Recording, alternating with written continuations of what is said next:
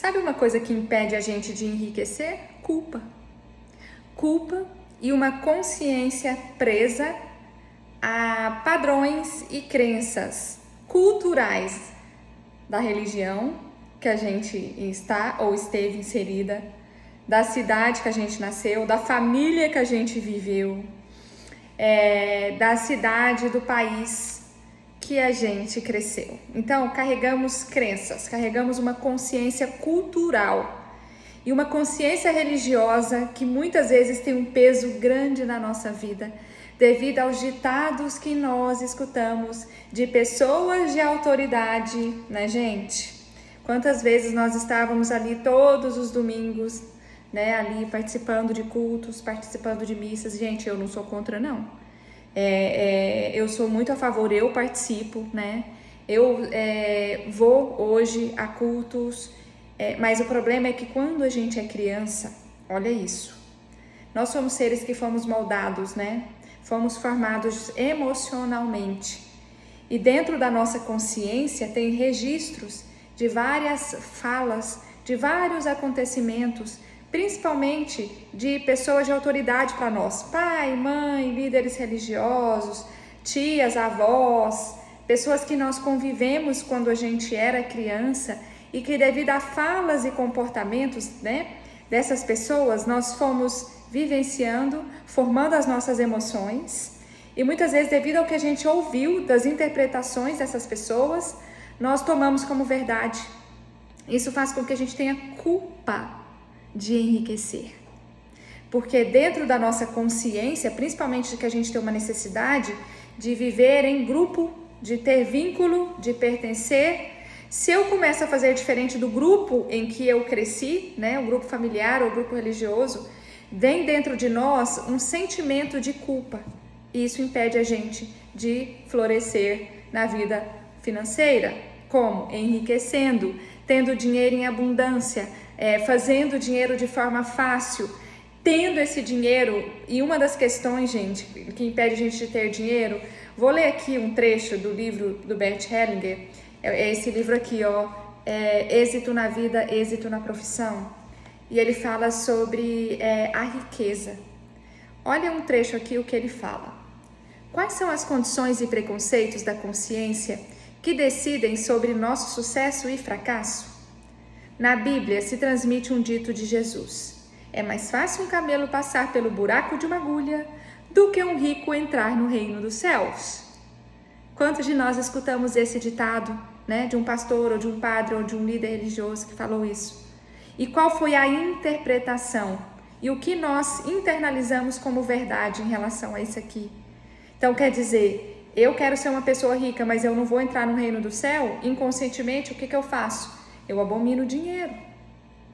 Eu acho que dinheiro não é bom, porque se eu ter dinheiro, se eu prosperar, eu não vou para o reino do céu. E uma coisa que a gente inconscientemente, né, quer, que a gente aprendeu, é que a gente está aqui para viver, para nos salvar, para ir para o reino do céu. E a gente deixa de viver muitas vezes, né, o quê?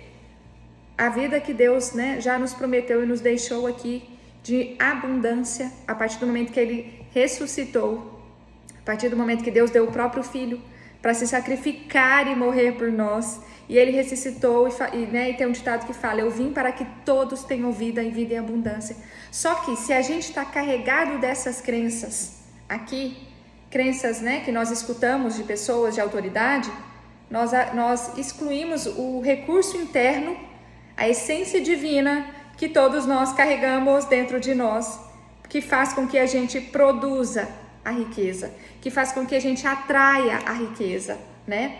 Utilizando os dons, talentos, utilizando tudo que a gente tem de bom dentro da gente e dessa forma nos abençoando, tendo riqueza e para assim abençoar as pessoas. Gente, isso é muito profundo, né? Então, olha o que Bert fala, continuando.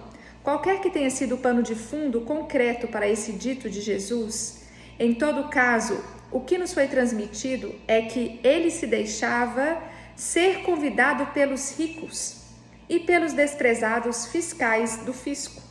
Sentava-se à mesa com eles e deixava que lhe servissem, de forma que alguns diziam que ele era um libertino e beberrão.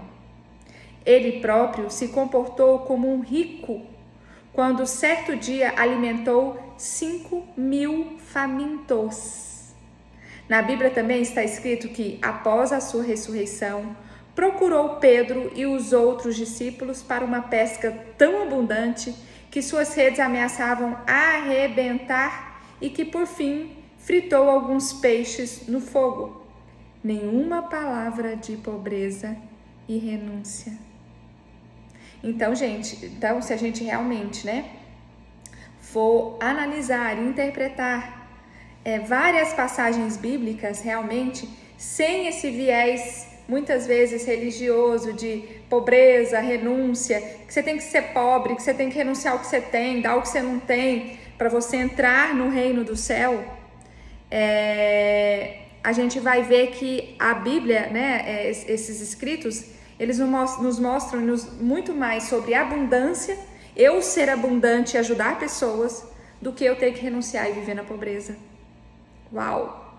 E continuando aqui, gente. Porém, é certo que num ataque de ira, derrubou a mesa dos cambistas do templo e gritou: está escrito, minha casa deve ser uma casa de oração, mas vocês a transformam em uma cova de ladrões.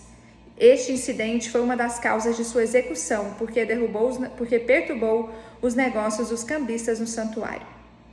Na consciência do Ocidente, esta emoção contra a riqueza e o efeito desastroso para a salvação de nossas almas continua atuando, tanto na vida pessoal quanto na vida pública.